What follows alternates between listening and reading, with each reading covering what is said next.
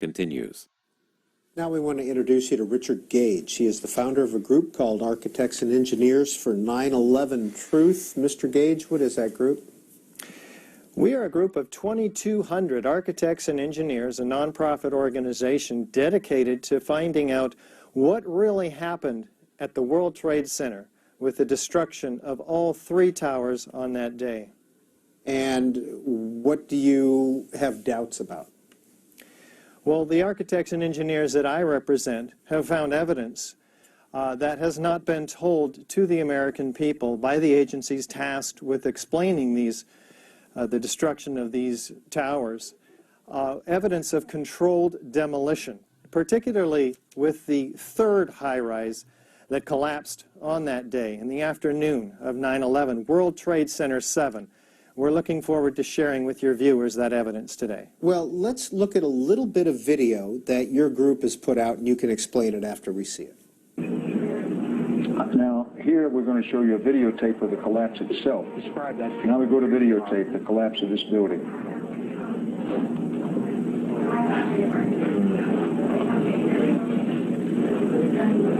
It's amazing. Amazing, incredible, pick your word. For the third time today, it's reminiscent of those pictures we've all seen too much on television before, when a building was deliberately destroyed by well-placed dynamite to knock it down. Mr. Gage, that was Building 7, Dan Rather narrating on CBS Live. It sure was, and most Americans are completely unfamiliar with this. In fact, architects and engineers around the world, mostly all unfamiliar with the third worst structural failure in modern history. I mean, here is a 47-story skyscraper. At 5:20 in the afternoon, it drops like a rock, and I mean this fast. Free fall acceleration, straight down, uniformly, symmetrically, as you saw. Now, a building with 40,000 tons of structural steel cannot fall straight down like we saw due to normal office fires, the official reason given us by NIST, the National Institute of Standards and Technology, without all 80 columns on each floor being removed simultaneously and then synchronistically timed floor by floor. So, Peter, we've seen this like the old hotels in Las Vegas, and as our viewers just saw, it looks exactly like a controlled demolition. But NIST tells us, no, this came down due to normal office fires. So you can begin to see the problem right off the bat. Normal office fires have never brought down a skyscraper ever before. We have steel-framed, fire-proofed skyscrapers for a very good reason, and they have protected our towers for a long, long time. So the 2,200 architects and engineers that I represent around the world in over 300 presentations now in 32 countries and 82 American cities, they present the evidence for the explosive demolition. And that evidence is seen not only in the videos of the buildings, but it's heard by the first responders who cite the explosions in this building's destruction, who cite the pools of molten iron flowing like lava, they say. And in fact, Leslie Robertson himself, the World Trade Center structural engineer, cites a river of steel flowing. Now, these are evidence of temperatures exceeding 2,800 degrees Fahrenheit. Office fires can't even get 1,000 degrees short of that. So we have a serious problem, very serious, in the accountability under the official story of those extremely high temperatures and evidence of molten iron, documented by FEMA itself in the first report, Appendix C, in the FEMA report, May of 2002, which documents hot sulfur corrosion. In fact, the author of that report, Jonathan Barnett, says the ends of the beams were partially evaporated. That takes 4,000 degree temperatures.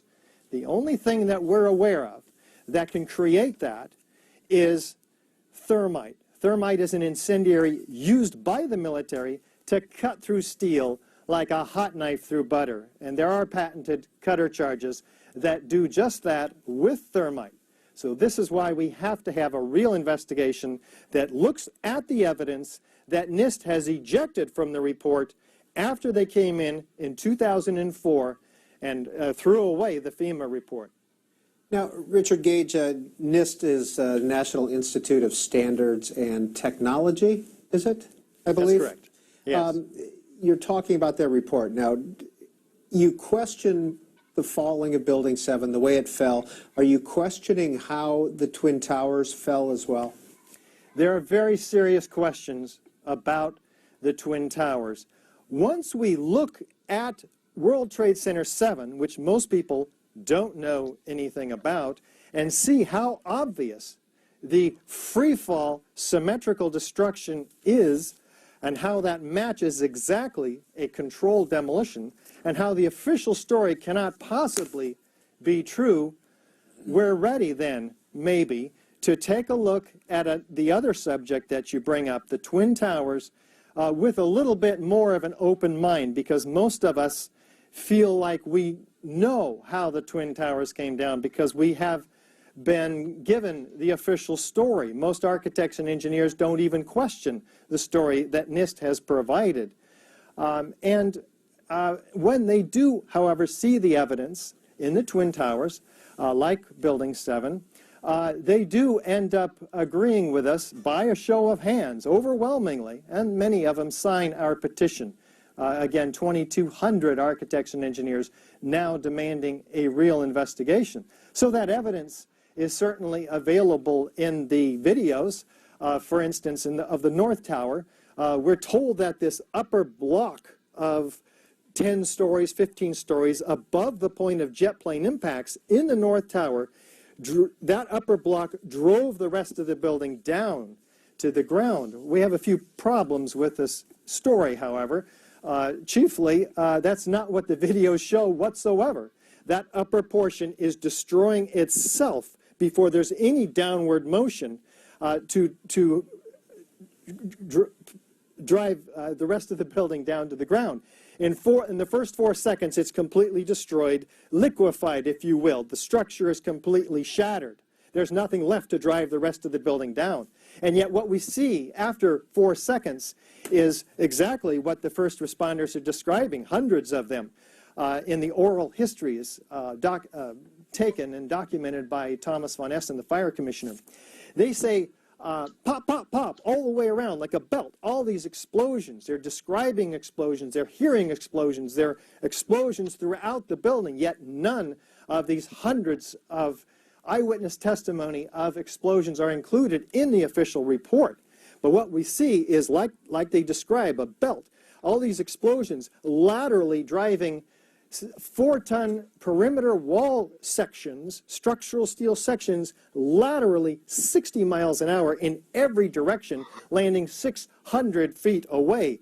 Isolated, freely flying structural steel sections. This takes an incredible lateral force, up to enough force to eject or fire a 200-pound cannonball 3 miles. We also see explosions below that. Mr. Gage, I apologize for interrupting. I just want to let our viewers know we're going to take a lot of phone calls, and we're going to begin that in just a second. We invited Mr. Gage on this program because from time to time, regular viewers of the Journal know that we get phone calls asking about Building 7, regardless of what segment we're talking about. And so we thought we'd investigate this group and give them a chance to have their say.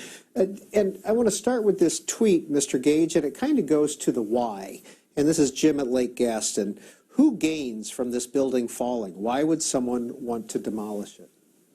I think criminal investigators who are trained at looking for suspects in such massive criminal controlled demolitions like these obviously were, have to be employed to look at the means, the motive, and the opportunity. Who benefited? Cui bono? These are the questions that enterprising journalists and criminal investigators should be asking, but in large measure are not, for whatever reason. The architects and engineers for 9/11 Truth are tasked with the what. And those questions you ask, why, have to also be answered by those who are trained to find suspects with motives and find a motive too. Let's take some calls, Mr. Gage. Max in Milford, Indiana. Please go ahead. Hello.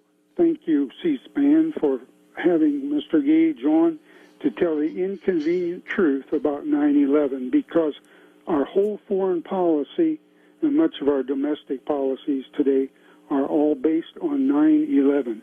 And there are so many questions to be asked and answered about 9/11, like, where is the airplane debris at Shanksville, Pennsylvania? Where are the 4 black boxes from the airplanes? Why did the Bush administration fight an investigation? Why did the 47-story World Trade Center Building 7 collapse? Why were military and political people told not to fly? Who scheduled the hijacking war games on 9/11? Where was NORAD? Who told them to stand down? These are just a few of the questions that need answering. Thank you. Well, I agree with the caller. These are some serious and very important questions that Americans, millions of them, are asking, but not getting enough airtime. And we appreciate C-SPAN's dedication to journalism and finally focusing on this subject, because after all, 2 wars were started as a result of 9/11. We've lost 6,000 soldiers, 1 million people in the Middle East have been killed in these wars in Iraq and Afghanistan. We've lost precious civil liberties through legislation, and our economy has been wrecked.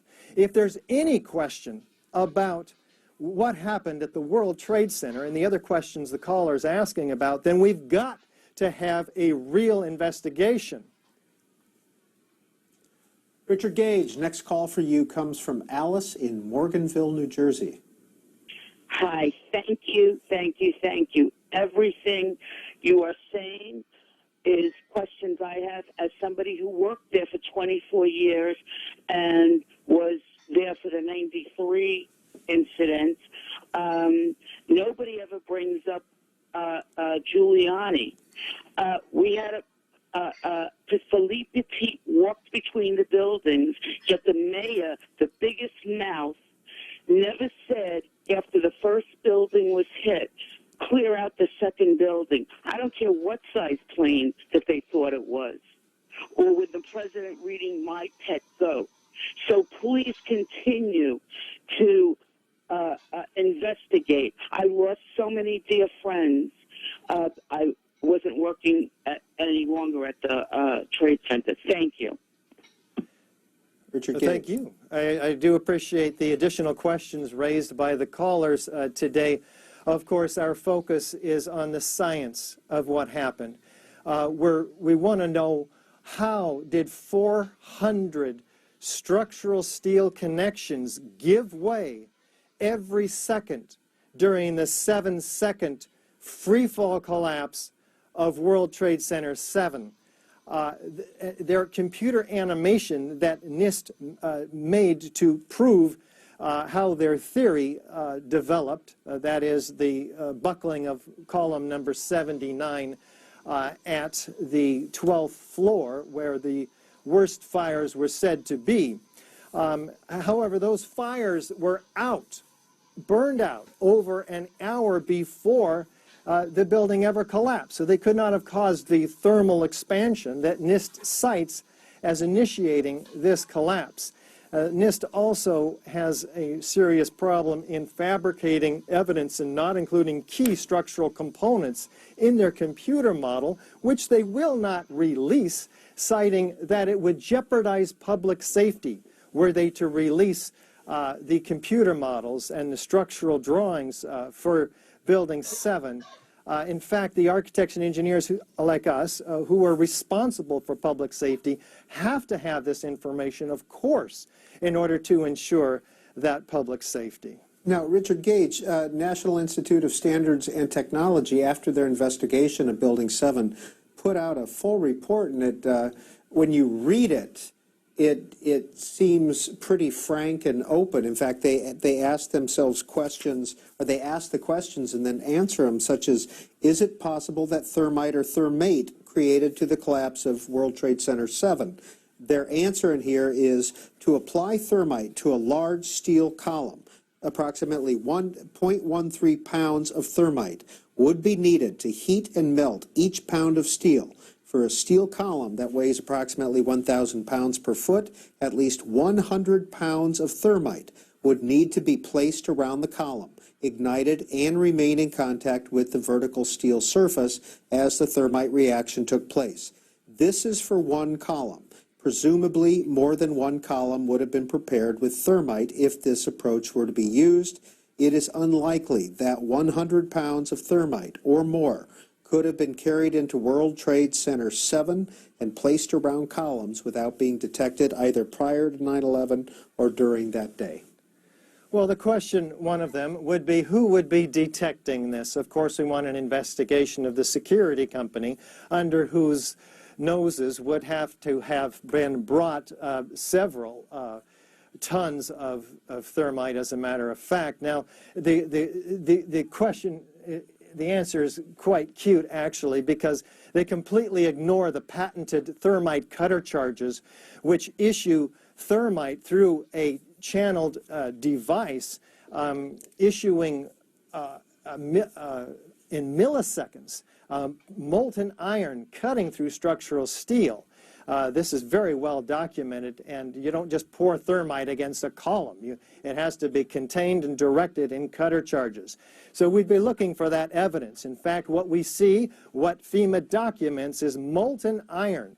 In fact, molten concrete as well, which takes 3,000 degrees of temperature. Where does that come from? It can only come from thermite, an incendiary used by the military, again, to cut through steel like a hot knife through butter.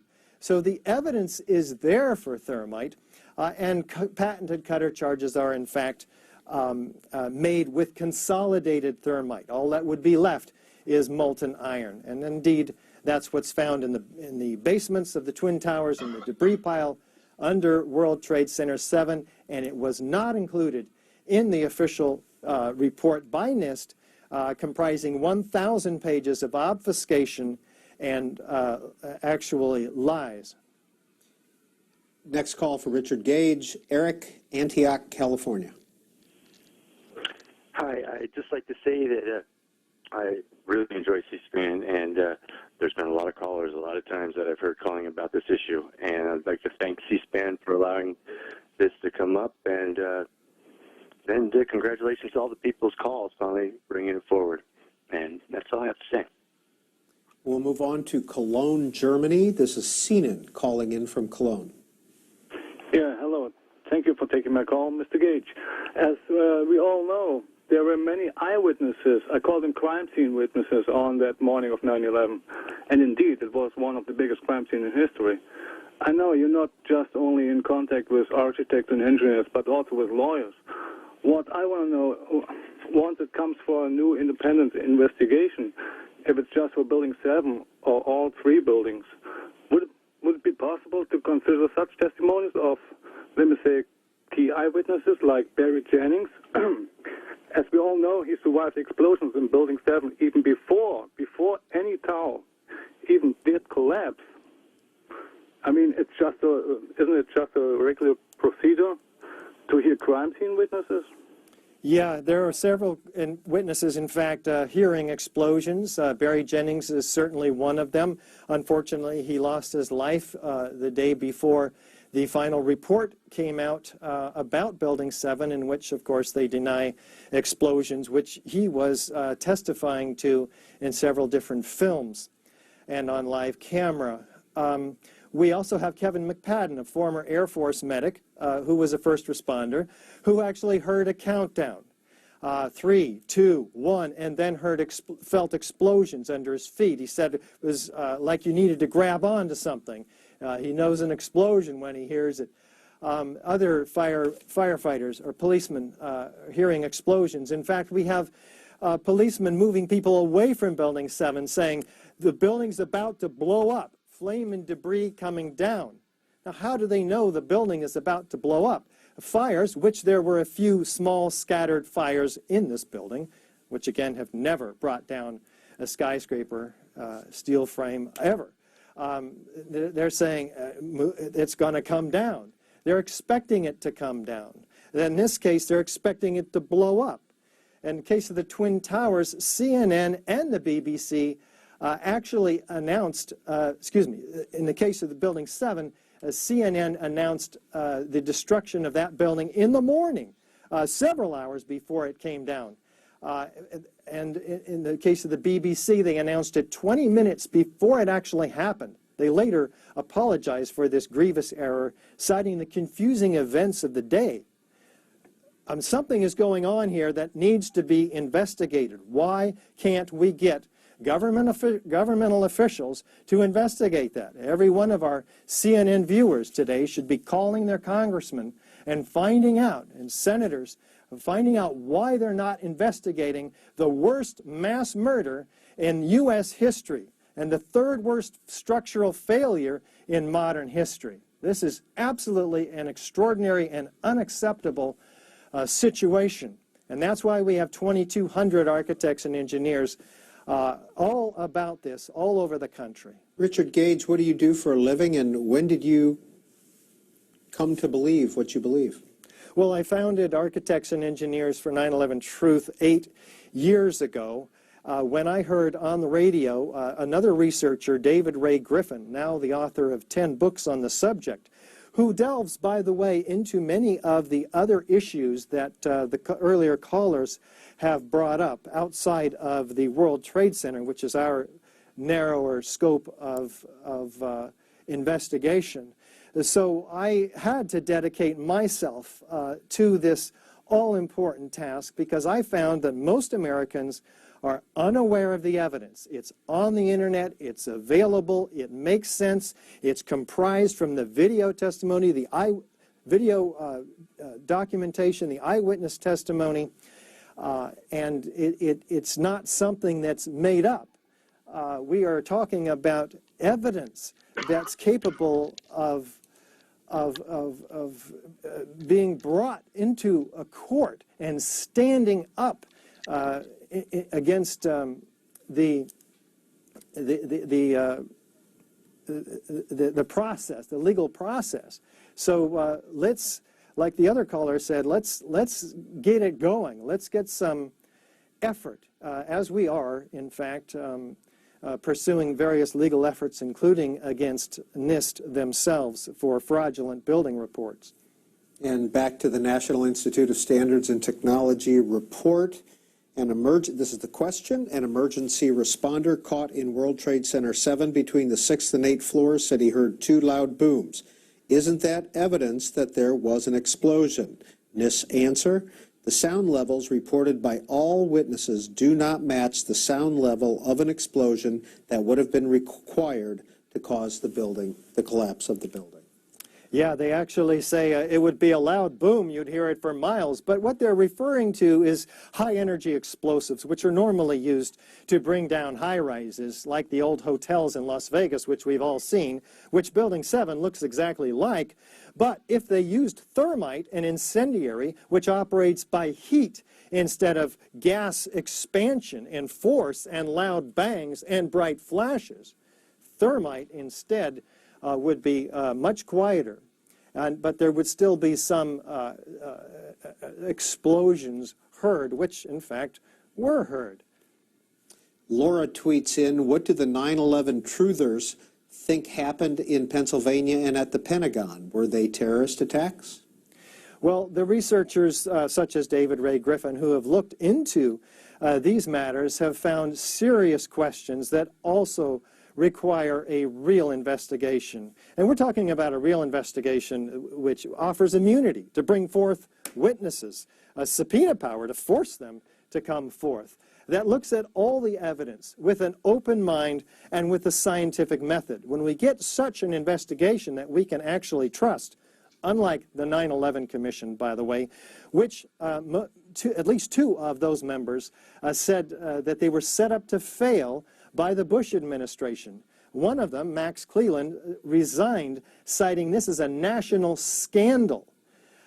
This is pretty extraordinary evidence. In fact, the attorney for the 9/11 Commission, John Farmer, cited that there was a decision at some point not to tell the American people the truth. The American people deserve the truth, Peter. Mike, Safety Harbor, Florida. Go ahead. Yes, good morning, C-SPAN. First of all, Mr. Gage, I just want to give you the utmost compliment. You're a true American hero, and my hats are off to you. The very first caller was right when he listed the lengthy list of anomalies. The science for the destruction of the Twin Towers through explosives such as nanothermite is there. It's overwhelming. I personally have spent hundreds of hours of my personal time going over various information through Shanksville, the Pentagon, as well as the Twin Towers. Mike Rupert did an excellent presentation that you can pull up on YouTube where he actually goes through who would actually have benefited from the Twin Towers being brought down. He discusses topics of insider trading that went on that day through the various airlines. He talks about defense contracting. There's a lot of things that he touches on that have a lot of credibility.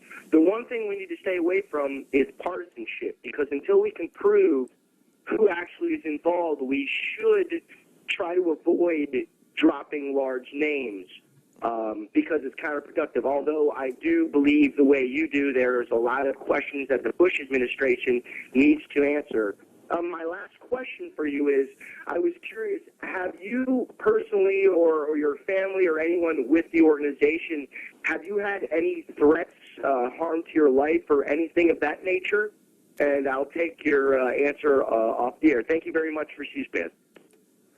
I'm delighted to say that I have not had any problems with threats, and I'm eternally grateful for that. I don't need that in my life. I'm just a normal, everyday architect and person who is very concerned about our country.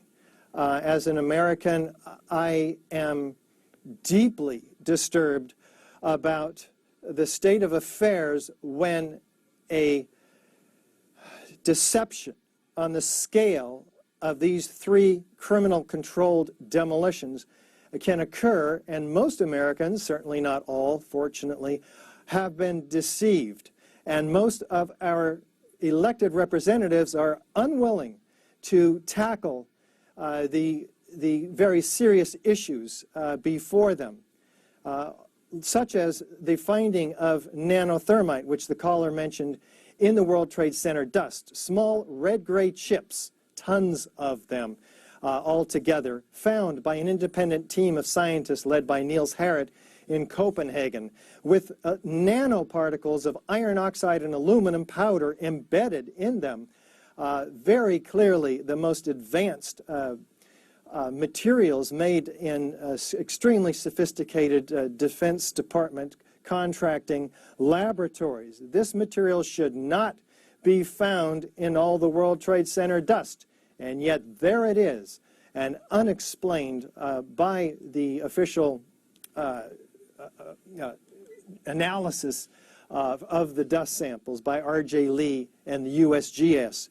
Which, by the way, also found evidence of molten iron in the dust, which cannot be accounted for by the official story. Of course, jet fuel office fires can't possibly account for temperatures exceeding 2,800 degrees. Office fires can't even get up to 1,800 degrees.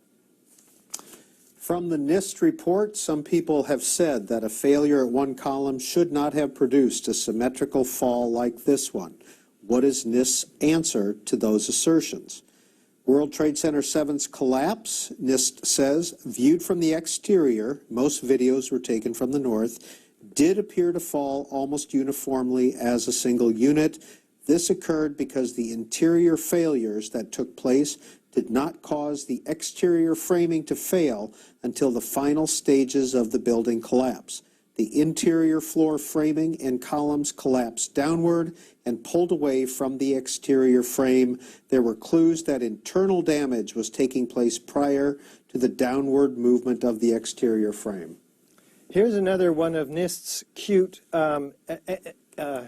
answers to an extremely difficult question. You cannot have the interior of a 47-story, 40,000-ton structural steel frame fail without pulling in the side of the building and causing massive warpage on the exterior perimeter structural steel system. It can't happen.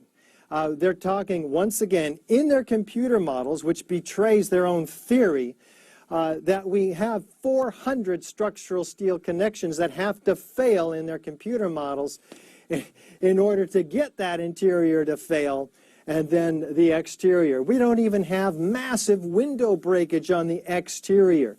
It can't happen. In fact, what does happen is the penthouse drops, the main penthouse, a half a second prior to the overall. So just half a second prior, the penthouse drops, then the overall building drops again. How fast? Free fall acceleration. That fast, 7 seconds. Total structural shattering of the entire structural steel system, beam from column almost. So this can't happen unless all of those are compromised. See, when you have a pile driver that's driving the rest of the building down, it's doing work. In this case, it's falling at free fall, meaning all of its energy is transferred to kinetic energy or motion. There's no energy left to do any work, such as driving the rest of the building down to the ground. That work has to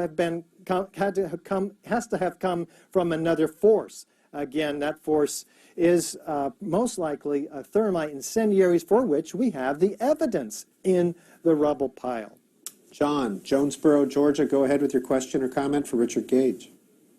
Yes, Mr. Gage, I have a couple of questions. Where did you get your degree in architect? Also, what engineering degrees do you hold? And I would like to personally know when your book is out. I've been a steel worker for 50 years, and I can assure you that all this centrifugal force and the downfall and this and that, if you put enough weight on a building, it's like, you got a paper building. You drop a 5-pound weight on it and see if it'll crush it. So yeah, well, I appreciate that. I went to you. Just a second, Mr. Gage. For the book. Thank you. Oh, thank you. Go ahead. I appreciate that. I went to the University of Southern California in 1986. I had my degree and licensed in 1988.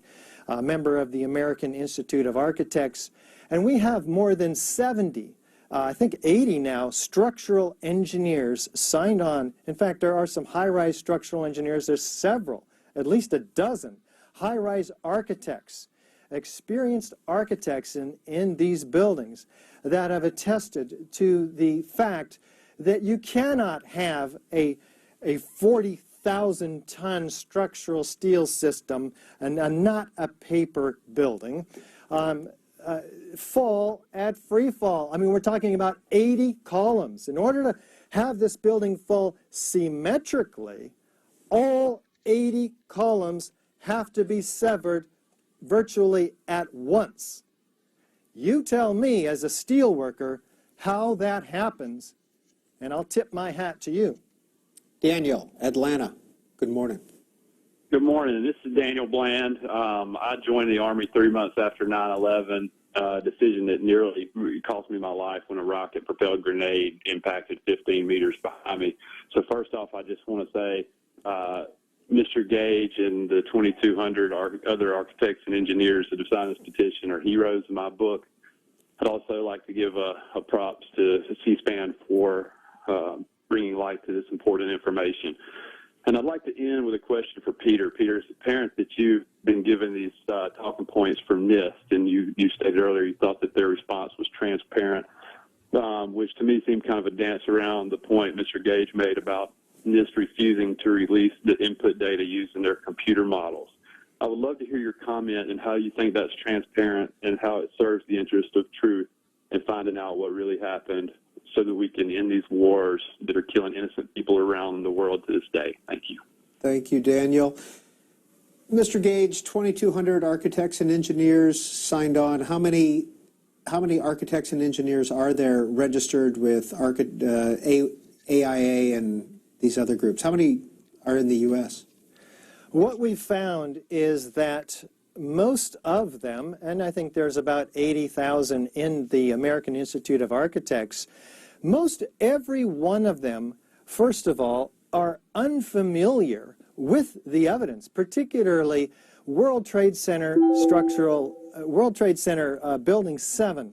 And this is the third worst structural failure in modern history, and yet architects and engineers are not familiar with it. So when we travel, we get them in our audiences, and just like lay people in the audience, they end up agreeing with us by an overwhelming majority. I mean, like 90 to 100% of them, when they see this building coming down, which, by the way, they can see also on our website, ae911truth.org. That's ae911truth.org, on which people can see the building coming down, and of course in the exact manner of classic controlled demolition. So the problem is, architects are expressing opinions, a lot of them, and engineers, before they see the evidence. Those opinions are uninformed. You have to see the evidence to have an informed opinion. When they do, they end up agreeing with us. I think that's extremely important. It's also telling, why are they not informed? Why hasn't other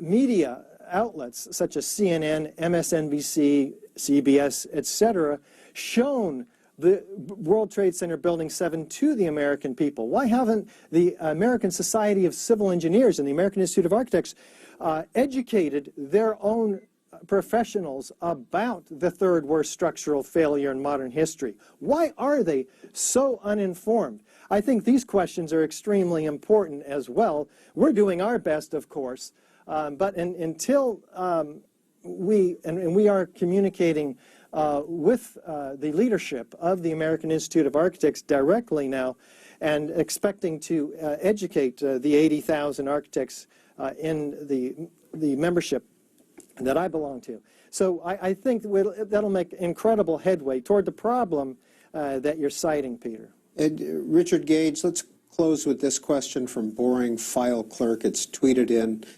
I've asked it once and will ask it again. What is your theory about what happened, and why do you think it happened? The scientific evidence shows that incendiaries, and in the case of the World Trade Center Building 1 and 2, the Twin Towers, thermite and nanothermite and high-energy explosives, most likely, brought these towers down in an explosive controlled demolition. In the case of World Trade Center 7, a classic implosion. In the case of the Twin Towers, a very explosive event. This is what the evidence shows. It's very clear and overwhelming. And we're asking all Americans to first get informed, and second, and you can get informed at our website and with our DVD, which is called 9/11 Explosive Evidence, Experts Speak Out. Just Google Experts Speak Out. It will come right up. And once people are informed, they can tell others, because this is a grassroots organization largely, operating because of what amounts to a censorship on the part of most mainstream media. We praise C-SPAN for having the courage to bring forth the evidence on this morning's show. But our effort is to educate the American people so that they can be informed, they can demand a real investigation, and then we'll let the chips fall where they may. We don't have a conspiracy theory. We're bringing the evidence. It's up to others to investigate and find out who may or may not have been responsible. Richard Gage, founder, Architects and Engineers for 9/11 Truth. Thank you for your time this morning. House of Representatives is coming into session now, potentially working on the border bill, supplemental appropriations for what's happening in the border. Thanks for being with us.